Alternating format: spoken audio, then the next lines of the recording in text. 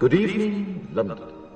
Allow me first to apologize for this emergency channel. I do, like many of you, appreciate the comforts of the everyday routine, the security of the familiar, the tranquility of repetition.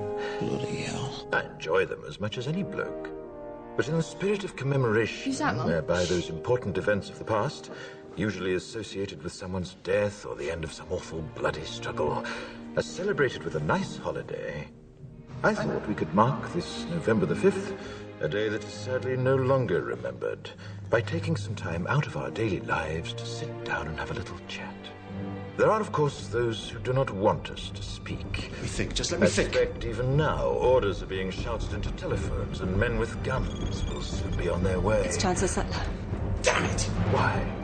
Because while the truncheon may be used in lieu of conversation, words will always retain their power. Words offer the means to meaning, and for those who will listen, the enunciation of truth. And the truth is, there is something terribly wrong with this country, isn't there? You designed it, sir. You wanted it foolproof. You told me every television in London. Cruelty and injustice, intolerance and oppression. And where once you had the freedom to object, to think and speak as you saw fit, you now have censors and systems of surveillance coercing your conformity and soliciting your submission. We need cameras. How did this happen? Who's to blame? Well, certainly there are those who are more responsible than others, and they will be held accountable. But again, truth be told, if you're looking for the guilty, you need only look into a mirror. I know why you did it.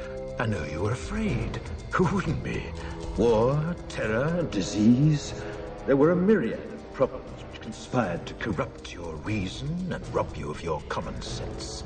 Fear got the best of you, and in your panic you turned to the now High Chancellor Adam Sutler.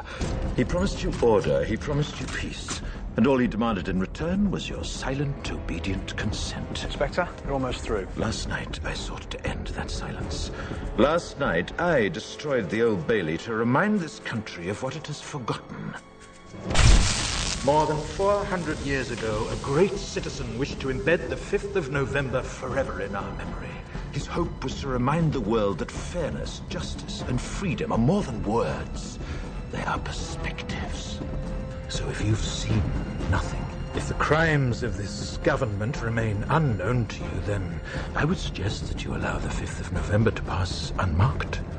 But if you see what I see, if you feel as I feel, and if you would seek as I seek, then I ask you to stand beside me 1 year from tonight, outside the gates of Parliament, and together we shall give them a 5th of November that shall never, ever be forgotten.